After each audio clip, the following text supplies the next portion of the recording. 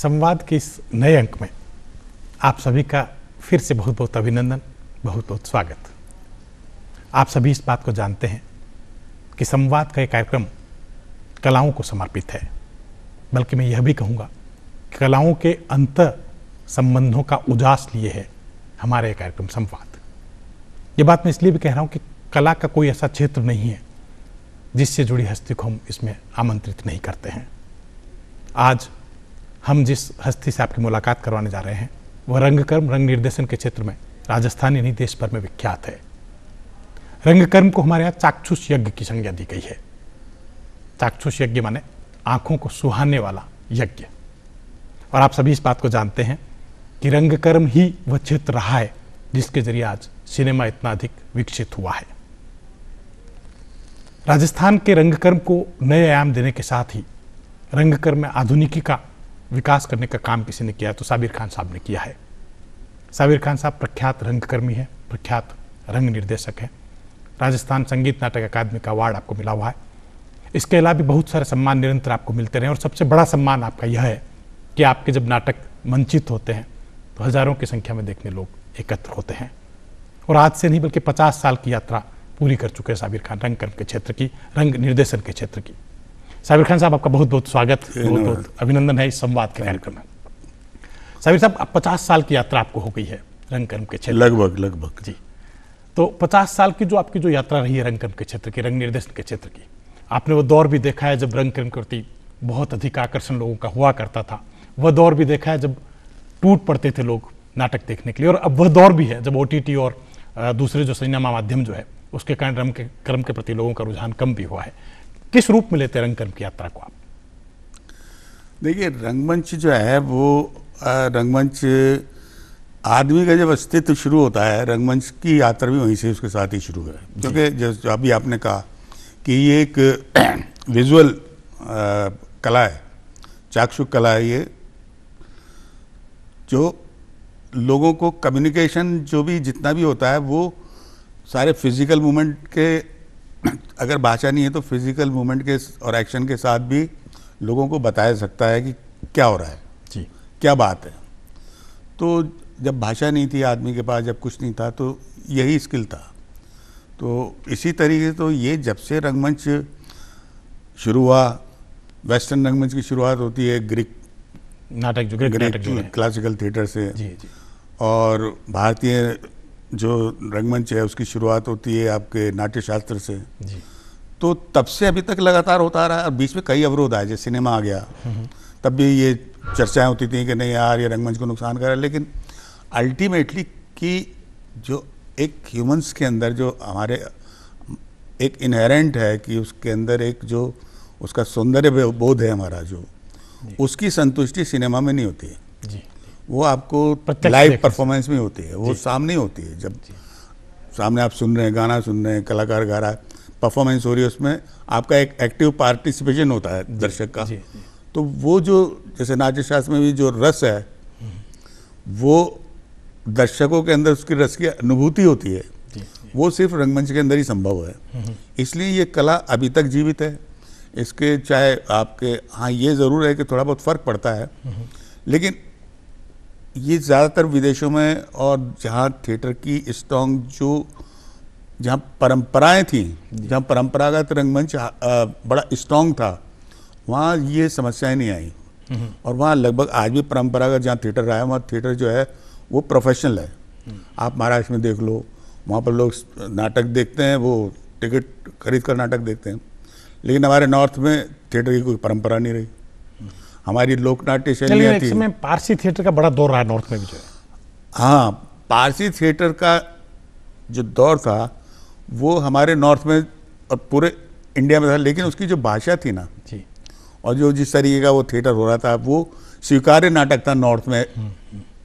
और वो एक शायद हिंदी रंगमंच का एक सब्स्टिट्यूट फॉर्म बन सकता था आगा हसन कश्मीरी और जो हाँ, क्योंकि लाखों लोग उसमें वो डेरे तंबू हजारों देखते, टिकट लेकर खरीद के देखते थे। और सारे जितने आर्ट, मतलब उसमें कील ठोकने वाला भी पेड हुआ करता था, artist, music director, writer, actors सब।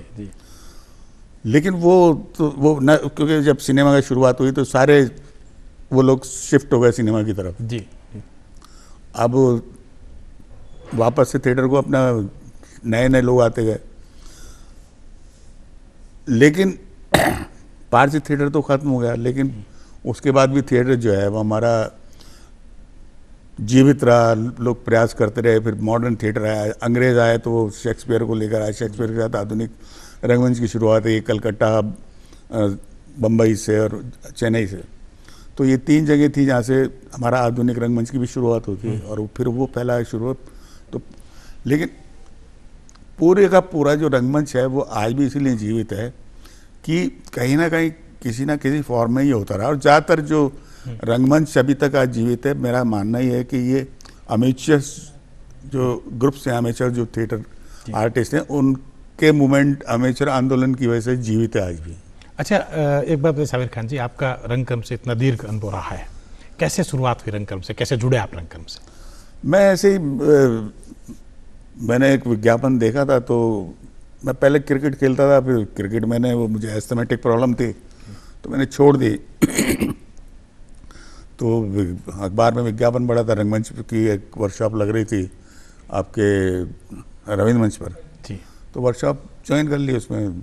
तब से वो कब की बात है? शुरू में 1975। अच्छा, 75। तो तब से मैं शुरू में 5-7 साल तो मैंने एक्टिंग की है, और फिर उसके बाद धीरे धीरे मैंने जोधपुर में एक सुलभा देशपांडे जी की वर्कशॉप थी चिल्ड्रंस थिएटर को, तब उनके साथ जब काम किया तब मेरा इंटरेस्ट जो है वो डायरेक्शन की तरफ रुझान हुआ। दैन उसके बाद फिर I started in my own direction. शुरू में बच्चों के नाटक किए, फिर कुछ 1 एक्ट प्ले किए, उसके बाद धीरे धीरे तो वो इस तरीके, लेकिन वो उसमें काफ़ी संघर्ष ज़रूर करना पड़ा, क्योंकि निर्देशन करने के लिए आपको बहुत सारी चीज़ों का ज्ञान और पढ़ना लिखना बहुत ज़रूरी था। जी। एक्टिंग तो हम कर लेते थोड़ा बहुत ही, उसमें दुनिया में ऑब्जर्वेशन ये कर आके एक्टिंग तो हमारी चल जाती, लेकिन निर्देशन के लिए फिर थोड़ा सा एकेडमिक रूप से अपने आप को पूरा तैयार भी करना पड़ा। जी जी। तो आप ये मानिए कि जैसे रंगकर्म की आपकी जो यात्रा रही, जिस तरह से आपने शुरुआत की कार्यशाला के जरिए, विधिवत प्रशिक्षण भी कहीं से लिया आपने रंगकर्म? विधिवत प्रशिक्षण तो एक संगीत नाटक अकेडमी की 2 साल की स्कीम थी, जिसमें इंटेंस ट्रेनिंग था 2 साल का जी। तो उसमें 6 स्टूडेंट्स को जो है वासु जी के अंडर में हमारी 2 साल की ट्रेनिंग हुई। जी जी जी जी। अच्छा, तो वो थी, इसमें हम सब साथ अर्जुन और गन्ना हमने खूब काम किया साथ में। अच्छा, रंगकर्म का इतना दीर्घ अनुभव आपको रहा, एक दौर वह भी आया था जब एक ऐसा नाटक आपने किया था, मुझे जहाँ तक याद है, हत्यारे, जो बड़ा चर्चित रहा था, उसके बारे में थोड़ी सी जानकारी दें कि कैसे सांप्रदायिक सद्भाव के तहत आपने इसको खेला। सफदरास में के साथ लिखा हुआ। हाँ, वो नाटक क्या होता है, जयपुर में जब पहला कम्युनल एक्ट हुआ था जी, तो मैंने अपने जीवन में कभी कर्फ्यू इस तरीके से देखा नहीं था जी जी। तो मैं सांगानेर के बाहर खड़ा होकर देख रहा था, तो मुझे चौपाल नजर आ रही थी, पूरा शहर सुना था, क्योंकि उस समय क्या था, सिटी के अंदर कर्फ्यू था, बाहर नहीं था। तो मैं रविंद्र मंच से आ रहा था, तो करता कि भाई कर्फ्यू लग गया, तो मैं जाए तो वहाँ से देखा पूरा, तो बड़ा दुख हुआ मैंने कि अपने शहर को मैंने इस रूप में देखा। फिर हमने उस टाइम जो साहित्यकार मित्र थे, पेंटर थे, सबसे चर्चाएं ये, हमने कहा यार हमको कुछ कम से कम लोगों के अंदर एक जो आपसी सद्भाव पैदा हो इसके लिए। तो उसके बाद हमने फिर वो नाटक किया, नुक्कड़ नाटक था हत्यारे। तो उसके काफ़ी शोज किए, और लोगों को बड़ी उसमें जो एक हमारा होमोजेनियस कल्चर है उसको लेके था कि हम कैसे भाईचारे सद्भाव के साथ कैसे हम रहते आए हैं और हमें वैसे ही रहना चाहिए। जी जी। तो उसको लेकर फिर लोगों में बड़ा, वो लोग देखते थे नाटक तो रोते भी थे। तो उसके बाद फिर वो काफ़ी उसमें पुलिस ने भी काफ़ी सहयोग दिया, कि पुलिस ने कहा कि आपको हम बता दो, हम प्रोटेक्ट करेंगे, कहाँ आप शो करते हो। हमने कहा यार हमें तो पब्लिक जनता प्रोटेक्ट करती है, आपकी चिंता नहीं आप, लेकिन वो काफ़ी एक अच्छा। अच्छा, साबिर खान जी, आपका निर्देशन में बड़ा अनुभव रहा है और नाट्य अभिनय से भी आप जुड़े रहे हैं। ये जो नुक्कड़ नाटक होते हैं और जो वैसे नाटक जो होते हैं, उनमें क्या अंतर आप महसूस करते हैं? देखिए, नुक्कड़ नाटक तो आपको एक पर्टिकुलर जो कोई मैसेज है वो देना है, तो उसमें आधा घंटे में 20 मिनट के अंदर आपको सब कुछ। अभिनय की संभावना कितनी रहती है? बहुत कम होती है सारा अभिनय, कुछ संदेश ज़्यादा प्रमुख, मैसेज ओरिएंटेड होता है ज़्यादातर जी। लेकिन बहुत सारी विधाओं का प्रयोग करते हैं उसमें, गाने बजाने वो, क्योंकि आप उसमें ओपन कर रहे हैं, कुछ भी उसमें कर सकते हैं आप, म्यूजिकल मुक्ताकाश में कर रहे हैं। हाँ, लोगों को अट्रैक्ट करने के लिए शुरू में तो इसकी शुरुआत हुई थी शायद ये एज ए पब्लिसिटी में के लिए, क्योंकि जो नाटक होते थे तो उनके प्रचार के लिए इसको किया करते थे कई शुरू में, तो कि भाई ये नाटक होगा तो उसके कुछ सीन जो है वो नुक्कड़ पे करते रहते, एक पब्लिसिटी की तरह होता था। बाद में फिर रशिया में इसकी विधिवत फिर ये पॉलिटिकल वो बन गया। जी जी। तो पॉलिटिकल इसका यूज हुआ पॉलिटिकल तरीके से। आपने कितने नुक्कड़ नाटक किए होंगे आपके निर्देशन? मैंने बस वही किया था, उसके बाद फिर किया नहीं। हत्यारे के बाद फिर मैंने किया नहीं। अच्छा, नाटकों का जो आपका अनुभव रहा जिसमें आधे अधूरे, मैंने खुद देखा नाटक आपका, बड़े मैंने एक बात खास तौर से महसूस की किस बात की, जो एक बंदी बंदाई परंपरा है, आधे अधूरे का जो मैसेज आपने बिल्कुल स्त्री संवेदना से जोड़ते उसको अभिनीत किया, तो उसके बारे में थोड़ा सा नहीं, मेरा मानना है कि क्या है कि, और मुझे कई बार 2-3 शो के अंदर मुझे बड़ा दुख भी हुआ, क्योंकि आधे अधूरे में जब भी ऐसा कोई संवाद आता था कि महेंद्र नाथ बोल रहा है जो सावित्री को पंच करता हो, जी जी, तो उसमें दर्शक खूब तालियां बजाते थे, जबकि वो उसके कहीं लग रहा है उसको डांट रहा है, इंसल्ट कर रहा है, कुछ मतलब ऐसे आपस में जो उनके विवाद के संवाद है उसमें। तो और सावित्री जब बोलती थी तो कोई रिएक्शन नहीं आता था। तो जो अभिनय कर रही थी मेरे साथ, जो उसमें रुचि थी, वो कह भी नहीं थे कि क्या सर लोग जो है वो इसके एक्टर के इस पर तो ताली, मैंने वो इसलिए नहीं बजाते, वो हमारी जो एक पुरुष प्रधान जो महिलाओं को लेके मानसिकता, एक बना बनाया हमने, जो फीड है हमारे अंदर, जो डेटा फिक्स हो गया है, वो रिएक्ट करवाता है। जो अवचेतन के अंदर बैठी हुई गांठें हैं वो निकल कर चैतन्य अवस्था में आती हैं। क्योंकि क्या है कि आधे अधूरे, और मैं कई बार पढ़ा भी है उसके बारे में कि ज़्यादातर लोगों ने लिखा है कि चर्चित रहा मोहन राकेश, हाँ, कि ज़्यादातर के साहब वो जो है मतलब बहुत एम्बिशियस है, उसकी जो नायिका है सावित्री, और उसकी महत्वाकांक्षा है, वो सब कुछ एक ही जगह सारा का सारा चाहती है, इसलिए वो उसको हर आदमी जो आधा आधा लगता है। जी, जी। और चक्कर में वो अपनी फैमिली जो है उसके पूरी बिखराव की स्थिति में आ गई है। तो ये हालांकि ये होड़ जो है, ये तो शुरुआत हुई है जैसे इंडस्ट्रियलाइजेशन हुआ और मध्यम वर्ग की शुरुआत हुई है, तो जो चीज़ों को अपनी सोसाइटी के प्राप्त करने की जो थी है, तो पूरे समाज के अंदर एक साथ बढ़ी। तो लेकिन मेरा मानना ये है कि इसको आप अलग दूसरे तरीके से अगर ये भी देखो कि वो एक महिला कर रही है, पुरुष अगर इस तरीके का काम कर रहा है तो उसके ऊपर कोई लांछन नहीं लग रहा। महिला कर रही क्या है कि महिलाओं के बारे में हमारे समाज में कुछ नियम कायदे अपने पहले से गढ़ रखे, बना रखे हैं। उस दायरे में रहकर वो कुछ भी करे तो सब कुछ ठीक है, लेकिन उस दायरे को जैसे ही उंगालती है तो फिर तो आप क्या समझते हैं, आपने जिस तरह से प्रयोग किया, आप क्या मानते हैं कि जो लिखा हुआ है पहले से नाटक, हाँ, निर्देशक को या स्वतंत्रता होती है कुछ बदलाव कर सके अपने? नहीं, मैंने कोई बदलाव नहीं किया उसमें। जी जी, मैंने कोई बदलाव नहीं किया कि क्योंकि उसमें जो संवाद है ना, वो डिपेंड करता है आप, ये निर्देशक की क्षमता पर डिपेंड, हाँ, कि आप कि किस रूप में उसको प्रेजेंट। मैंने उसमें अपने एक्ट्रेस को यही कहा था कि जो तुम्हारा पक्ष है तुमको और स्ट्रांग तरीके से रखना है। बहुत बढ़िया। तुमको एक विश्वास करके उसको बोलना है कि तुम्हें खुद को विश्वास होना चाहिए कि दिस इज राइट, और ऑडियंस को विश्वास कराओ। बहुत बढ़िया। तो वही एक वो था, उसको लेकर दृष्टिकोण पूरा। ये भरतमुनि के नाट्य शास्त्र में भी यही है कि भरतमुनि जब ये कहता है कि नाट्य प्रयोग है, और वो उसको वहां तक की मत मानिए कि जहां तक सिद्धांत चल रहा है, क्योंकि नाटक हमेशा प्रयोग में बढ़त करता है। एग्जैक्टली। तो एक बात और बताइए साबिर खान साहब की, अब जब बात कर रहे थे आपने कि आपने बहुत सारे प्रयोग नाटकों में किए हैं, जैसे लोक नाट्य शैलियों को लेकर जो है, जैसे हम लोग आप बात करते हैं कि पूरे हिंदुस्तान भर में लोक नाट्य शैलियों का एक अलग भाव रहा है, लेकिन जब शास्त्रीय नाटकों में आते हैं तो उनका बहुत ज़्यादा प्रयोग धर्मिता दिखती नहीं है। तो आपने गौरी को लेकर खास तौर से मैकबेथ का एक जो नाटक जो किया है, उसके बारे में थोड़ा सा बताएं, किस तरह से उसको आपने साकार किया? जो देखिए, एक मैं आपको ये इस तरह से आप इसको देखिए कि जो मैंने पहले एक थोड़ा सा रेफरेंस दिया था कि महाराष्ट्र के अंदर प्रोफेशनल थिएटर है, वो इसलिए है कि वहाँ की जो तमाशा शैली है वो परंपरागत तरीके से बड़ी स्ट्रांग रही है। वहाँ लोग ट्रेडिशनल ऑडियंस है, हिंदी के अंदर वो नहीं है। तो जब हम थिएटर भी करते रहे तो हमारे एक बड़ा कई सेमिनार्स में ऐसा ये उसके सब्जेक्ट ही होते थे, हिंदी रंगमंच की दशा और दिशा, दर्शक कहाँ गया, दर्शक खो गया, दर्शक क्यों नहीं है, बना हुआ और हाँ कोई हमारा रंगमंच क्या है। तो ये क्या हमारा क्यों नहीं हमारे को लोगों को बुलाना पड़ता है कि नाटक देखो, हम क्यों पास बांटने पड़ते हैं, क्यों हमारा टिकट शो जो है लोग टिकट खरीद के नाटक नहीं देखते हिंदी की, क्यों इस तरीके से।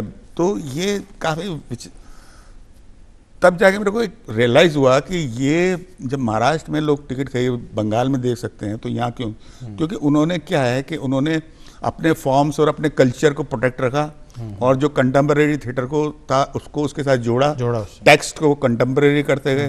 पहले जो टेक्स्ट हुआ करते थे, पौराणिक कथाएं थी, धार्मिक कथाएं थी, लव स्टोरीज थी, इनके बदले में वो मॉडर्न कंटेम्परेरी कहानियाँ लेकर आए जी। और वो उनके विषय हो गए और फॉर्म उनका वही रहा। तो उनका परंपरागत थिएटर भी जुड़ा रहा और आधुनिकता भी आ गई, तो वो जिंदा रहा उनका रंगमंच। लेकिन नॉर्थ के अंदर हमारी जो लोक नाट्य शैलियाँ थी वो मर रही हैं, उनके साथ किसी ने कोई काम नहीं किया। हबीब तनवीर साहब ने शुरू किया, भानुजी ने किया, भानुजी ने गबरी के साथ किया, पशु तो पूरा रंगकर्म ही बदल दिया पूरा, और बंसी कौल ने किया जी जी। इवन कानन जी ने चरणदास चोर अगर नहीं होता तो तनवीर जी को याद नहीं लगा। तो ये जो पूरा का पूरा ये प्रयास इसलिए थे कि हम हमारी लोक नाट्य शैलियों के साथ आधुनिक रंगमंच को जोड़ के एक हिंदी रंगमंच का कोई एक फॉर्म विकसित किया जाए जो एक स्वीकार्य हो और उसको लोग आराम से देखें। तो मैकबेथ वाली बात कर रहे थे। तो मैकबेथ तो इसलिए क्योंकि गबरी जो है, आप गबरी देखो, मैंने गबरी जब भानुजी के साथ किया तो मेरा बड़ा वहीं से मेरे दिमाग में इसको करने का और काफ़ी रिसर्च तरीके से काम किया था भानुजी के साथ, क्योंकि मैं उसकी लाइटिंग करता था पशु गायत्री में। तो गवरी जो है उसके साथ क्या हमारे, देखिए अब राजस्थान का जो लोक नाट्य शैली है वो नेशनल रंगमंच पर ख्याल जाना जाता है। बिल्कुल बिल्कुल। लेकिन मैं कोई उसका ये दोनों में कोई वो नहीं ताल नहीं कर रहा हूँ कंपेरिजन कि, लेकिन ख्याल से ज़्यादा जो नाटकीयता है ना, थिएट्रिकल एलिमेंट्स हैं, वो गवरी में ज़्यादा है। बिल्कुल। लेकिन गवरी जो है वो एक डांस फॉर्म में प्रचलित है कि साहब ये भीलों का, आदिवासियों का एक लोक नृत्य शैली है। बिल्कुल। जबकि उसको लोग पूरा अनुष्ठान है, वो पूरा पूरा रिचुअल नाट्य का अनुष्ठान, और वो कब से हो रहा है, वो आप देखो उसमें शिव और पार्वती की कहानियों को इनेक्ट करते हैं। बिल्कुल बिल्कुल। और कंटेम्परेरी वो उसमें घटनाएं भी जोड़ते हैं कहानियों में, और 11 बजे से शाम तक होता है डेली, और 40 दिन तक करते हैं लगातार। बिल्कुल करते हैं, लाइव करते हैं, बिल्कुल लाइव जी। और इतने मैंने तो देखा है वहाँ उदयपुर, मैंने खुद देखा। और आप देखिए कि पूरा का पूरा गांव देख रहा है, कितनी भीड़ है। तो मेरा ये था कि इस फॉर्म के साथ अब वो अच्छा, अब क्या है कि जैसे OTT आने से, मोबाइल आने से, अब ये पहले तो हमारी लोक नाट्य शैलियों को समाज प्रोटेक्ट करता था, राजे महाराजा प्रोटेक्ट किया करते थे, तो वो सरवाइव करती थी। अब वो प्रोटेक्शन खत्म हो गया, तो वो बेचारे खत्म हो रही हैं। पहले जनरेशन टू जनरेशन में अपनी सिखाते थे लोग पीढ़ियों को, लेकिन वो उन्होंने बंद कर दिया, क्योंकि खाएंगे क्या। बिल्कुल बिल्कुल। तो वो दूसरे धंधों की तरफ निकल गए। मैकबेथ का नाम क्या दिया आपने? जो मैकबेथ का नाम दिया मैंने रंजीत सिंह, सम्राट रंजीत सिंह। तो वो अच्छा, शेक्सपियर के जो नाटक हैं वो सारे के सारे, उनका जो टेक्स्ट है, षड्यंत्र हैं, प्रेम कथाएं हैं, सारी की सारी वो पूरी यूनिवर्सली हमारे, हालांकि पूरे दुनिया के अंदर वो मिलती हैं, लेकिन हमारे यहाँ भी बहुत सिमिलर हैं, उसी तरीके की घटनाएं। जी जी। तो हमारे परिवेश के अंदर बहुत सही हो। तब मेरे लगा, मैंने कहा यार इसको, और वो जैसे शेक्सपियर के नाटक में भूतनियाँ होती हैं, चुड़ैल हैं, ये है, वो डायन है, पूरा उसमें गौरी को, तो मैंने कहा ये फॉर्म इसके लिए उपयुक्त है। जी जी। और इस फॉर्म को भी मैं चाह रहा था कि इस फॉर्म में कभी जो हमारे यंगस्टर्स हैं वो भी इस फॉर्म के लेके काम शुरू करें। जैसे मैंने तमाशा के साथ जयपुर में किया था, तो तमाशा के साथ आगे और काम शुरू हुआ। तमाशा के साथ फिर एकेडमी ने वर्कशॉप किया, भानुजी चेयरमैन थे उस टाइम, बीजे श्री को बेंगलोर से बुला के उन्होंने वर्कशॉप करवाया, डायरेक्टर वो थी। तो तमाशा को बहुत फ़ायदा हुआ। तो मेरा मानना ये था कि इन शैलियों को भी, जो हमारी लोक नाट्य शैली, इनको आधुनिक रंगमंच के साथ जोड़कर आप प्रयोग करिए और एक कुछ ना कुछ विकसित कीजिए, ताकि, और ये अच्छे लगते हैं लोग। क्योंकि अभी जिस दिन वो उसका मैकबेथ का शो था सम्राट रंजीत सिंह का जवाहर कला केंद्र में, तो बाहर जितने लोग अंदर थे उतने बाहर थे। आप देखिए कितने लोग उसमें, तो लोग आते हैं देखने। तो वो जो संकट था, मेरा मानना है कि हमारी इन लोक नाट्य शैलियों को साथ हमारे को हमारे आधुनिक रंगमंच के साथ जोड़कर करना चाहिए, क्योंकि अभी तो हमारा हिंदी थिएटर का कोई फॉर्म ही नहीं है। अच्छा, एक और बात बताइए शबीर खान, जब आप बात कर रहे हो मुझे ध्यान में आ रही है कि रंगमंच के साथ एक बड़ी चीज़ और भी है कि किस नाट्य कृति को लिया जाए कि मंचित किया जाए। आप क्या मानते हैं कि रंगकर्म में जैसे कई बार कृतियां केवल पढ़ने के लिए होती है, कई बार उसको मंचित करने के योग्य मानते हैं, इसमें क्या एक भेद है? जो नाटक पढ़ने का काम साधन है या देखने का है? देखिए, दो चीज़ें हैं, नाटक और रंगमंच, दो नाम है। अगर नाटक है तो वो एक टेक्स्ट है, किताब है। जैसे कहानी है, कहानी की बुक है, उपन्यास है, एक टेक्स्ट किताब है, आप पढ़ लो अकेले। लेकिन अब अगर आपको मंचित करना है, रंगमंच आर्ट का इस्तेमाल करना है, तो उसके लिए आपको 3 चीज़ें ज़रूरी हैं जी। अभिनेता, स्पेस और ऑडियंस। इन 3 चीज़ों में से एक भी एलिमेंट कम है तो आपका रंगमंच नहीं हो सकता। रंगमंच राइटर के बिना हो सकता है, रंगमंच डायरेक्टर के बिना हो सकता है, लाइट्स के बिना हो सकता है, सबके बिना, लेकिन 3 एलिमेंट्स के बगैर नहीं हो सकता। स्पेस आपका जो है, हाँ, तो जब तक आप, और स्पेस का मतलब है आपका जो जितना बड़ा स्टेज है वही जगह आपके पास करने की, दिखाने की। तो नाटक ऐसे होने चाहिए। कारंत साहब ने तो मुक्ताकाश को भी उपयोग किया, एक बड़ा प्रयोग किया था उन्होंने कि खुले में नाटक होना चाहिए। किए हैं, बहुत लोगों ने किए हैं जी। तो पीटर ब्रूक ने किया है महाभारत,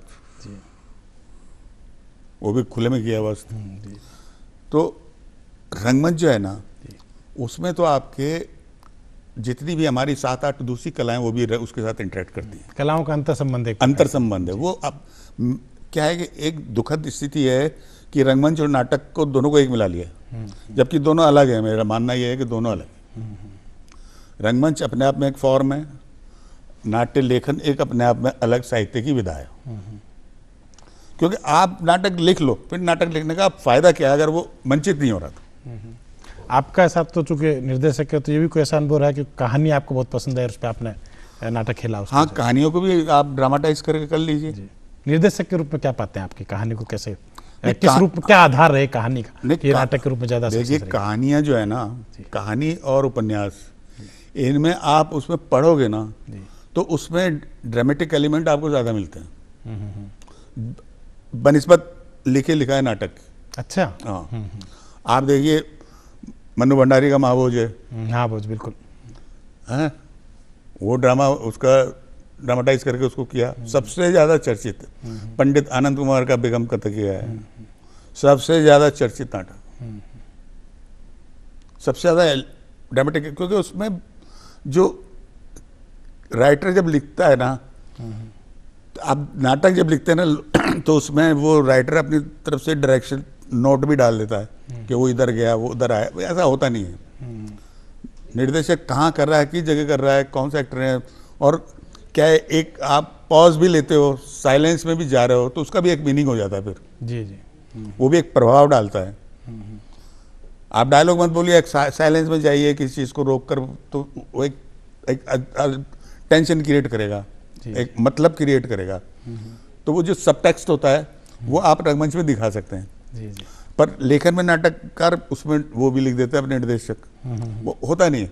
लेकिन उपन्यास में जो विजुअलाइजेशन करके लिखा जाता है ना, उसमें वो विजुअल आपको हेल्प करते हैं जब आप उसको ड्रामेटाइज करते हैं, उसको नाटक रूपांतरण करते हैं, उसका वंचित करने के लिए। अच्छा साहब, एक चीज़ और मुझे जहन में कौंध रही है, अभी जो आधुनिक तकनीक जिस तरह से डेवलप हो गई है, जब रंगमंच पे कोई अभिनेता अभिनय कर रहा होता है तो उसको डायलॉग याद करने पड़ते हैं, लंबे लंबे डायलॉग याद करने पड़ते हैं। प्रॉम्प्टर की भूमिका इतनी ज़्यादा महत्वपूर्ण नहीं होती है, तो वहाँ तो एक कलाकार के रूप में वो सामने होता है। लेकिन फिल्म और जो माध्यम, वहाँ तो पहले ऐसे होठ हिला लेते हैं और बाद में जो उसको डब कर लेते हैं, उसमें जो है उसी के हिसाब से आवाज़ जो है। तो आप नहीं पाते कि रंगकर्म बड़ा कठिन कार्य है फिल्म की बनस्पत जो है? बिल्कुल। देखिए, सिनेमा में तो क्या है, अगर आपको डायलॉग नहीं बोल रहे हैं तो डायरेक्टर कट करके दोबारा कर लेगा, 10 बार करे, आप 100 बार रीटेक की संभावना 100 बार कर लेगा। जी जी। लेकिन थिएटर में ये संभव नहीं है। आपका जैसे पर्दा हटा, तो आपको कभी नहीं लगा कि इस कठिन राह को भी निरंतर बनाए रखना है, सिनेमा में नहीं जाए? नहीं, सिनेमा में एक्चुअली मुझे इंटरेस्ट नहीं था। मैं गया था, एक दो मेरे मित्र थे मज़ाही रहे बम्बई में, वो अच्छे डायरेक्टर थे, तो उनका कुछ काम वाम होता था, मुझे बुला लेते थे तो मैं चला जाता था। वो मैं से कई बार उन्होंने कहा यार तुम रह जाओ। मैंने कहा नहीं यार, मुझे मज़ा नहीं आता, मैं रंगकर्म में मज़ा आता है। नहीं गया, मैं यहीं किया इसको। जी जी। अच्छा, एक फ्रेंच शॉर्ट फिल्म भी तो आपने की? हाँ, वो एक फ्रांस से जो है वो पेरिस से जी। एक मिकेल नाम था उसका, वो आया था। उसको क्या है, उसको तो पुरस्कृत भी हुई थी फिल्म जो है वो। हाँ, और वो मेरे पास समय भी नहीं था, बड़ा बहुत कुछ मैं काम कर रहा था, कुछ पता नहीं मेरी वर्कशॉप थी। मैंने कहा यार मेरे पास समय नहीं, मैं नहीं करूँगा। उसको वो एक्टर नहीं मिल रहे, उसने कई लोगों का ऑडिशन भी किया, बम्बई करके आया, यहाँ आया। तो ऐसे ही जवाहर कला केंद्र में आया था, तो मेरा एक स्टूडेंट था, उसके साथ ही था वो, तो उसने मुझे मेरे से मिला, आया थे मिले, तो मैं चला गया। लेकिन उसने बाद में उसको कहा कि यार मुझे ये चाहिए। तो उसने मुझे डरते डरते मेरे स्टूडेंट कहा, सर वो आपको सब बात करना चाह रहा है, एक बार बात कर लो। मैंने यार क्या अभी तक करी, कहने तो मैंने कल बात करूँगा। दूसरे दिन मैं बात, तो उसने सर मेरी फिल्म कर दो आप। उसने कहा मेरे पास 15 दिन का वीज़ा बचा है और मुझे जाना है। तो खैर मैंने उसकी वो फिल्म की, और उसको, क्या नाम था फिल्म का? उसका राजीव कुमार नाम था। ऑटोबायोग्राफी थी एक किसी राइटर की, जिसको मतलब लिखता है, लेकिन उसको जो एक राइटर्स की जो लॉबी थी ना, उसको बड़ा धिक्कारती थी और मतलब उसको कभी बेकार का राइटर है तो क्या है, मतलब वो जो एक राइवलरी होती है आपस की। अच्छा, एक बात साबिर खान जी और बताइए कि क्योंकि समय की भी अपने पास सीमा है, कि राजस्थान में रंगकर्म एक दौर में बड़ा सशक्त रहा है। क्या पाते हैं राजस्थान का रंगकर्म, किस स्थान पे पाते हैं अभी आप? देखिए राजस्थानी रंगमंच, राजस्थान का रंगमंच तो, राजस्थान का रंगमंच कुछ है नहीं। राजस्थानी रंगमंच, राजस्थान के रंगमंच में अधिकतर लोग वही मॉडर्न थिएटर कर रहे हैं। अगर आप भाषा बदल दो उसकी, अर्जुन देवचारण जी तो अर्जुन देवचारण को छोड़ दो, बाकी तो कोई राजस्थानी रंगमंच कर नहीं रहा है। सिर्फ अर्जुन ही कर रहा है रंगमंच राजस्थान का।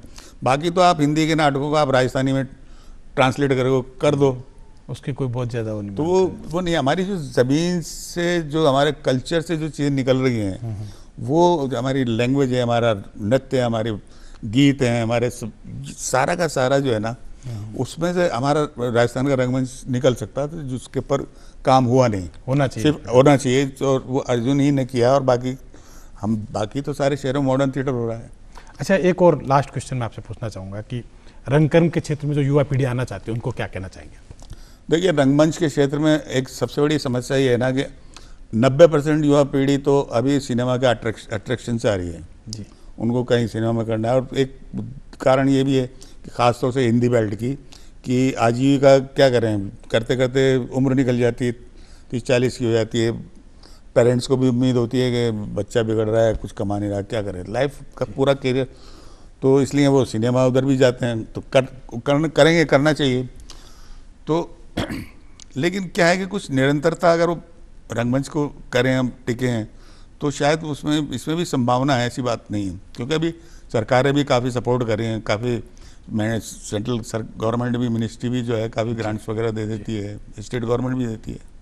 ये बहुत महत्वपूर्ण बात साबिर खान साहब ने कही कि अगर धैर्य रहे और निरंतरता रंगकर्म में रहती है तो युवा पीढ़ी भी आगे सक्सेस हो सकती है। और एक बहुत बड़ी बात साबिर खान ने यह भी कही इस बात को लेकर भी कि रंगकर्म जो है धैर्य का भी एक प्रकार का अनुष्ठान है।